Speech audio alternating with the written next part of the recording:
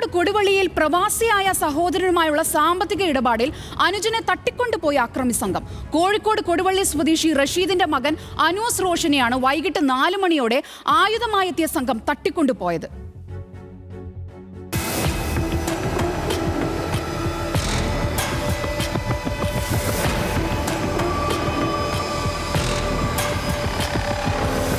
ഇന്ന് വൈകിട്ട് 4 മണിയോടെയാണ് ആയുധങ്ങളുമായി എത്തിയ സംഘം കൊടുവള്ളി കിഴക്കോത്ത് പരപ്പാറ ആയിക്കോട്ടിൽ റഷീദിന്റെ മകൻ അനൂസ് റോഷനെ തട്ടിക്കൊണ്ടുപോയത്.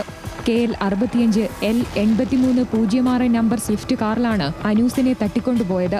സമീപത്തെ അങ്ങാടിയിലെ CCTVയിൽ പതിഞ്ഞ കാറിന്റെ ദൃശ്യങ്ങൾ കേന്ദ്രീകരിച്ച് പോലീസ് അന്വേഷണം പുരോഗമിക്കുകയാണ്. അനൂസ് റോഷന്റെ സഹോദരൻ അജ്മൽ റോഷൻ വിദേശത്താണ്. അജ്മലുമായി ഉണ്ടായ സാമ്പത്തിക ഇടപാടുകളുടെ ഭാഗമായിട്ടാണ് സഹോദരനെ തട്ടിക്കൊണ്ടുപോയതെന്ന് പിതാവ് റഷീദ് പറഞ്ഞു. എന്നോട് ചോദിച്ചു, ഇങ്ങനെ മകനായിട്ട് എന്തോ ഒരു പ്രശ്നം ഉണ്ടെന്ന് പറഞ്ഞു. അപ്പോൾ അതിനൊക്കെ ഒരു കാര്യം വ്യവസ്ഥ വരുത്തേണ്ടതെന്ന് ചോദിച്ചു. ഞാൻ പറഞ്ഞാൽ വരുത്താൻ നമുക്ക് സമയം എന്ത് വേണമെങ്കിലും ചെയ്യാമെന്ന് പറഞ്ഞു.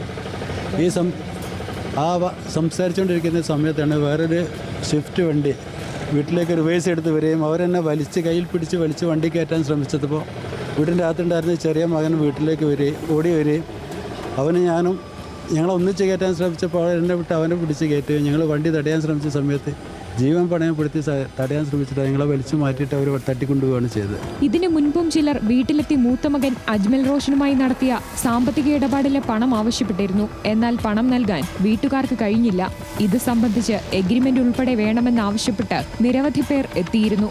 ഇന്ന് കാറിലെത്തിയ 2 പേർ പണം ആവശ്യപ്പെട്ട് ആദ്യം പിതാവ് റഷീദിനെ കാറിലേക്ക് വലിച്ചിഴച്ച് കയറ്റാനാണ് ശ്രമിച്ചത്. എന്നാൽ ഇത് കണ്ട അനൂസ് ഓടി വന്നതോടെ റഷീദിനെ ഒഴിവാക്കി കുട്ടിയെ കാറിലേക്ക് വലിച്ചിടുകയും ഓടിച്ചു പോവുകയുമായിരുന്നു. പണം കൃത്യമായി എത്തിച്ചാൽ അനൂസിന്റെ ശരീരത്തിൽ ഒരു പോറൽ പോലും ഏൽക്കില്ലെന്ന് സംഘം അറിയിച്ചതായി മാതാവ് പറഞ്ഞു.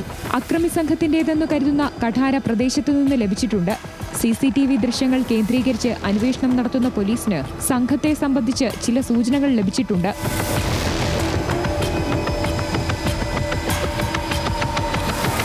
ന്യൂസ് മലയാളം, കോഴിക്കോട്.